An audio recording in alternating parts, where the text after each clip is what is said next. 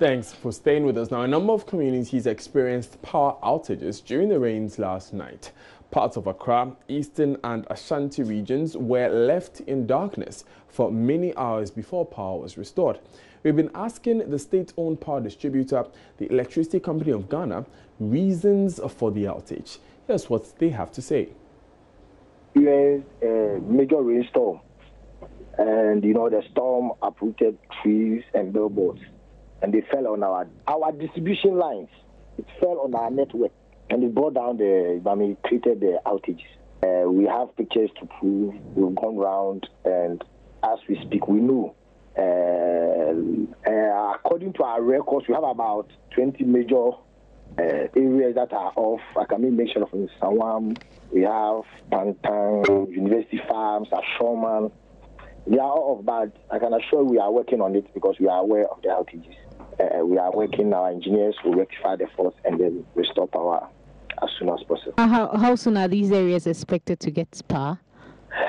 We are working on it. I hope that we can get majority restored within this, by end of this afternoon. By close of day, we should get majority on supply. Those ones that are major, some of them will require even third-party assistance because the trees brought down the network itself. So it means that we have to replace the poles. And because of the rains, we are hoping that it will not start again and that we can have some light to work during the night. So we work to ensure that. Let me also quickly add that those who are experiencing outages within their small houses, I'm talking about individual premises, it will be difficult for us to detect that particular fault unless they call us. We experience this whenever it rains. There be an explanation to this. Oh, it's not deliberate, but you understand we had a major storm. This is a whole storm. You know what it is. I've been advised by fire service to interrupt power supply in some areas that they call us that there have been some fire outbreak also. We call it feeders because of an advice from our counterpart. Because of the wind, some of the storms, it's not all some, but outside this country. We continue to strengthen the network. We continue to work to strengthen the network. It should be robust enough to stand some of the storms, but it is not all. And if you have been following the news worldwide, some of the storms are such that even outside this country where the government level is very high, they still go off because of the magnitude of the storm they are dealing with. So I agree that we have to continue to strengthen it. We are working on it, strengthening it. We prune the trees. We make sure the trees don't marry the lines and so on and so forth. But we are working on that. But some of these major storms will definitely create outage in the distribution network. In the response period and the magnitude of the outage, that will ensure that it will be isolated instead of have such major outage. But if we are advised, for example, by Ghana Fire Service to put a certain feeder off because of. Now, residents of Koforidua Zongo in the Eastern region are pushing for the establishment of an Islamic College of Education in the area. According to them, the college, when established, will help instill Islamic morals in their children. As part of Joy News' agenda on Zongo development, a correspondent Kofi Sian reports leadership of the Zongo community have already secured a piece of land, I should say, for the takeoff of the College of Education. Koforidua Zongo, unlike many Zongo communities across the country, stands out. It is a well-planned settlement with good road networks. For residents here, one major problem they have been confronted with is lack of proper drainage system.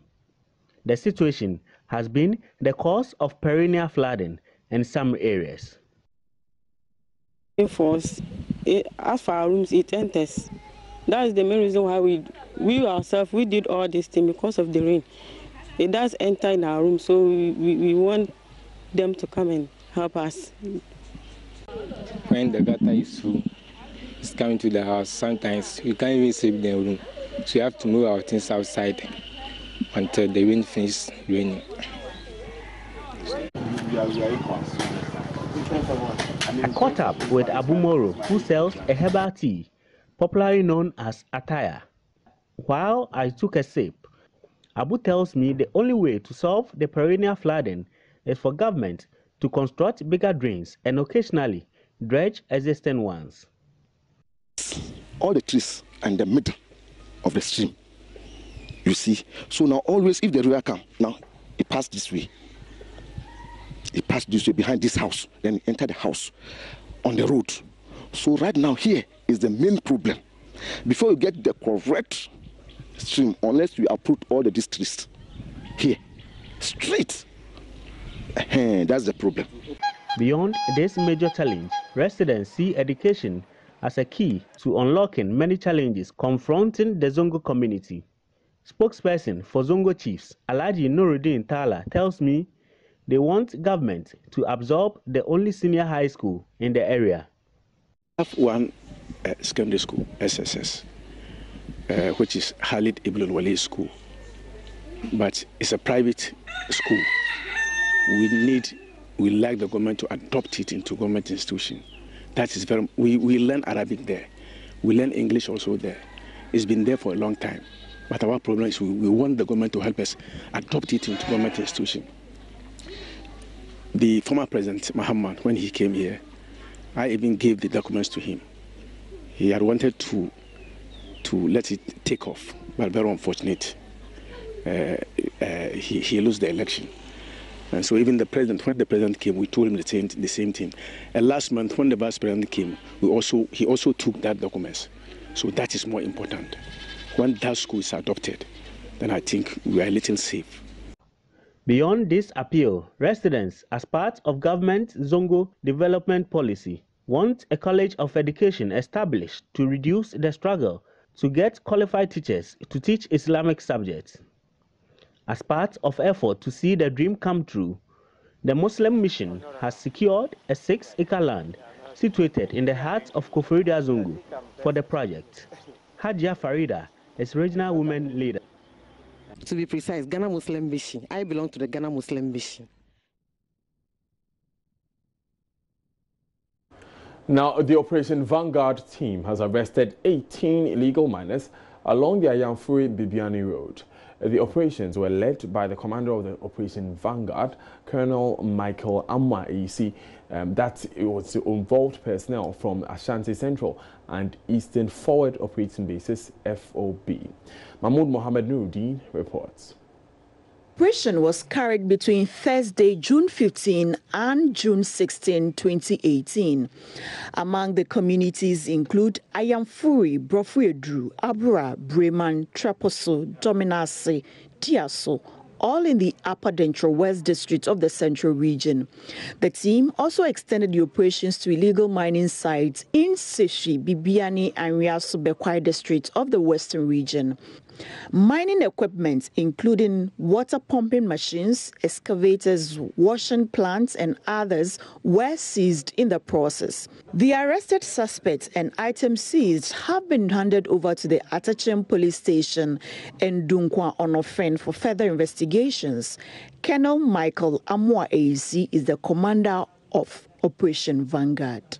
I'm just by the banks of River Ofin, precisely in the Dominasi area, bordering Ashanti region. I'm in Upper Denchira, west bordering Ashanti region, Bepotintin area from Amansie central area.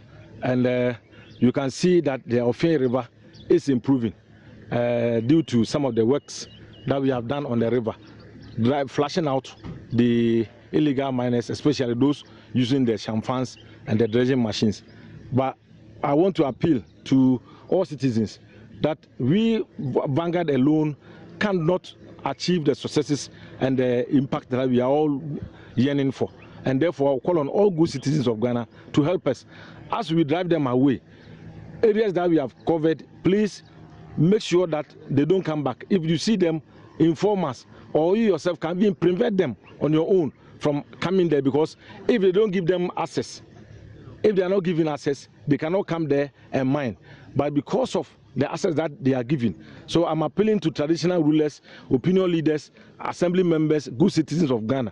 Please help us to succeed and win this fight for Mother Ghana, because our river bodies, our lands and everything is our cultural heritage and the resources that God has given this nation. If we lose them, then it means we don't have any future. So please help us to flush out these people so that we get this reverse clean, and then the new methods measures can be rolled out for the small scale miners, those who are genuinely registered, to go back there and do their jobs so that the economies of those areas will improve once again in a sustainable and a responsible manner, so that our future will be safeguarded. Once again, help join the fight against illegal mining and support of British Vanguard to win and succeed in our bid to flush out illegal miners. I am Colonel Michael Amwa IEC, National Commander. Now let's move on from that, and the Ghana National College has qualified for the quarter-final stage of the ongoing National Science and Maths Quiz competition.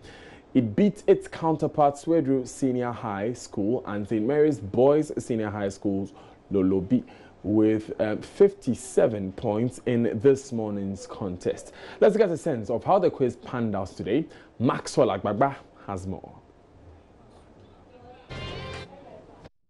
8th stage of the National Science and Maths has just ended, which has actually witnessed Ghana National College picking some 57 points ahead of the Swedru Senior High School, which garnered some 43 points, and St. Mary's Seminary Lolobi, who also got some 28 points. Let me just speak to some of the students to find out how exactly they're feeling. Hello, Sia. Thank you very much for your time. I saw that you were cheering from the very beginning to this time. How are you feeling at this point? Oh, at this point, we are feeling very great. We thank God for this successful victory and know that he's to do more for us. We are hoping for the best in our next competition. Just get closer and speak to the winning team, the Ghana National College. Let me just find out from them how exactly. Hello, ladies and gentlemen, can you come close to me a little? Great. All right. How are you feeling at this point? I'm okay. I'm feeling fine, but I'm thankful to God, first of all. What was your secret? I mean, from the very beginning, the round one wasn't easy. I realized that every school was trying to get there, but then you managed to pull your weight. Actually, our first secret is God is always on our side, and we involve Him in all our doings, and I think that's all. What should we expect from you? Because we know that the second contest is going to be also a serious one, and then we have the third one. So that means that you're going to meet any of the winners in the quarterfinals. How prepared are you ahead of this? Okay, always be expecting the best from us. Be expecting the best from us, because God's will for our life will completely be established this year. Whether a Big Girls or a Bwakwa State College coming up next? Don't worry, we are ready for them. Are you also ready for them? Of course, we are ready. All right, thank you very much. And so those are the contestants who actually stood in. All the best to the contestants in today and in subsequent competitions. Now, today is World Sickle Cell Day. Increasing the awareness of the effects of the disease, Joy News' Jacqueline Johnson-Quay visited the Ghana Institute of Clinical Genetics, also known as the Sickle Cell Clinic at the Kolebu Teaching Hospital, and reports the dilemma of one of the carriers of this chronic disease, Pearl Amwating, who lives her life daily in pain.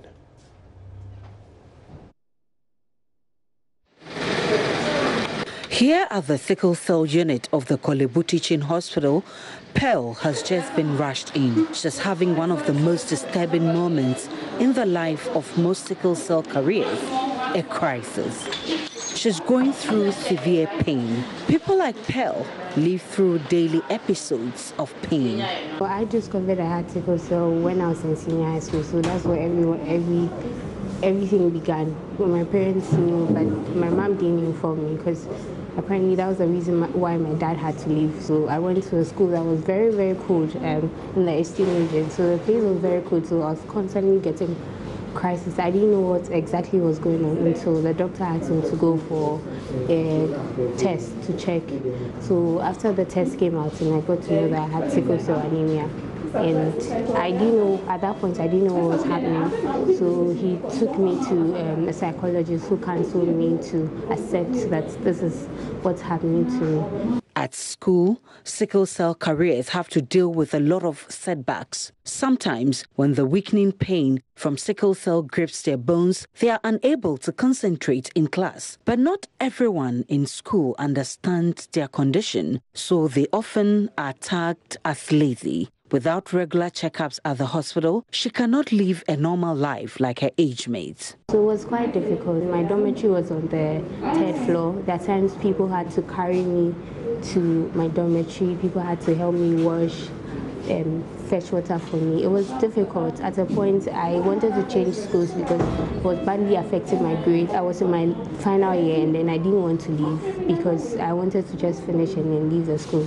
But it was quite tough, and then people didn't accept it. They didn't understand what was happening, so it was very difficult to be in the boarding house. There were circumstances where people were always complaining that I was always falling sick, to the extent that they said I was using that as an excuse not to work, because anytime we're given work to do, they would say, Pearl is exempted, we are not supposed to do it. But then they come back and then they are like, so because of this, you are always using it as an excuse in class. And then it means the sense that some teachers feel like, you come to the class and head is on the table. Why is your head on the table? I'm not well. You are always falling sick. So that's the comments you keep getting. And then even to the extent someone said that it was, I was being possessed by a demon because I was constantly falling sick, so I should seek God and it will be solved. So it went on for quite a long time. I really wanted to leave the school, but I wanted to finish as well. This condition comes with a deep distorted perception, all because of abnormal red blood cells in the body. Dr. Wadi has been treating patients with the disease for over 3 years. Sickle cell disease is basically a blood disease. It's inherited, that is, people receive it from their parents. People inherit a set of genes from either parent. So if you inherit the abnormal gene from your mother and your father, you end up with sickle cell disease. It is. That was a feature by Jacqueline Johnson-Quay. But it's now time for business with Emmanuel Awajiriafi.